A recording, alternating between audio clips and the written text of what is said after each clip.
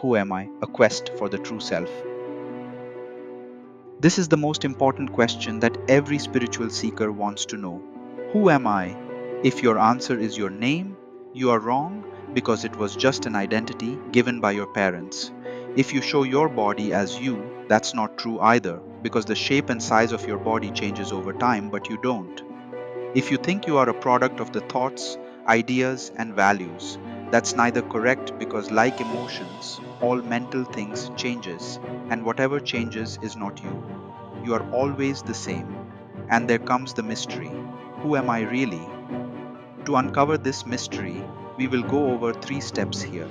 Follow these steps very carefully, and at the end of the journey, you will know for sure who you are.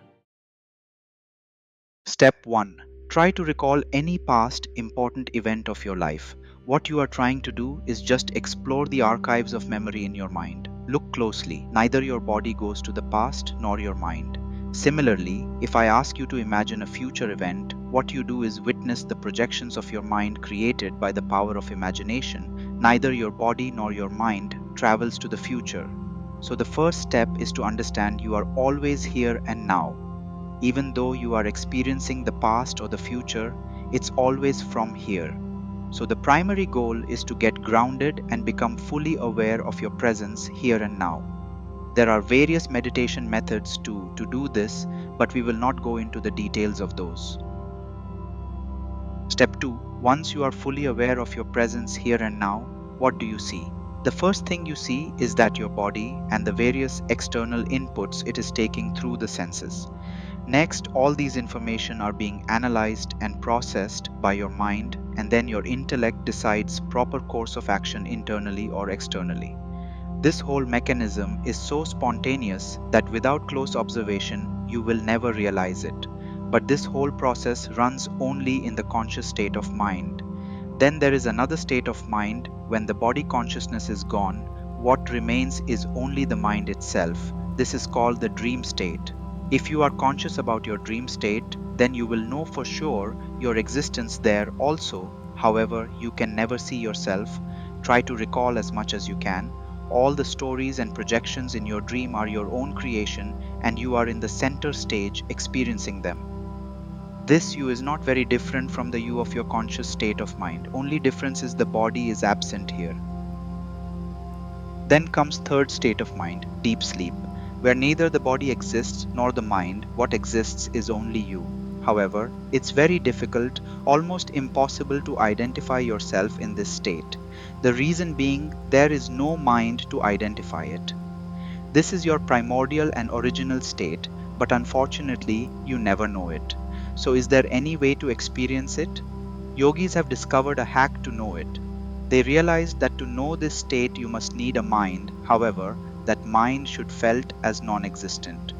To create this scenario, they have invented a state of mind called still mind. It's a clever replacement of the no mind of deep sleep. In this condition, the self reflects on the still mind like the reflection of a moon on a still lake. This fourth state of mind is called Samadhi. Point to remember here, even this knowing of the self is just a reflection, it's not the true self. And that's all we can know about the self. What more than knowing is being the self, which we are already. But the question comes, how do I differentiate this being is the self and not the ego? The answer is very simple. Once you ground yourself to the here and now as described in step 1, the role of ego has already ended. So 100% be sure anything beyond step 1. There's no ego, only the observer looking at various states of mind. Step 3. While waking up from sleep, imagine you woke up in a different body with a different identity and different memories. How will you experience it? Can you still remember your regular identity? Pause for a moment here and think. If your answer is no, you're right. The self has no identity attached to it. Whichever vessel it goes in, it takes the identity of that vessel, so when it wakes up in a new vessel, it completely forgets the earlier. Then, in your experience, this new identity will not feel new. It will always feel as usual. Sounds similar like reincarnation? Maybe close. Can you tell me when exactly you got your current identity? If the self has no identity, then all the experiences inside various vessels are made of the same self. Now, pause for a moment, see this. The same self is experiencing the world through various identities at the same time. Now, extend it further. The same self is experiencing through various identities at all times. The self, that is you, is in everything that has ever existed, is existing, and will ever exist. The self is beyond time and space, and you are this self, the experiencer of the entire creation. Not only the experiencer, the self is also the creator of the entire creation, but that is a topic of another day.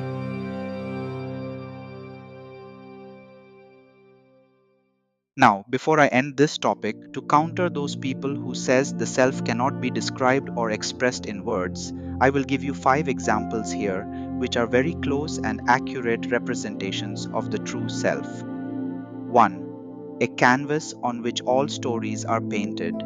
Figures are many, with multiple colors and shapes, telling numerous stories, but the canvas is always one and never changing. 2. The light that illuminates everything. Objects become visible only when light gets obstructed by it. Light in empty space has no importance. Visuals exists because of light, but light itself is never visible. 3. Number 0, from which all counting starts, forward or backward, but 0 itself has no value. When something is divided by 0, it becomes infinite, symbolic to creation. 4. A point, bindu. A point has no dimension, but all shapes and forms are created from a point. 5. Air inside the bubbles. The air is shaped by the bubble, but the bubble exists because of the air inside, and once the bubble bursts, the air becomes one with the air outside. Thank you for watching till the end. If you got some clarity today, then press the like button and subscribe to my channel for more insightful videos like this. If you have any questions or want any related topic to be discussed, mention it in the comments.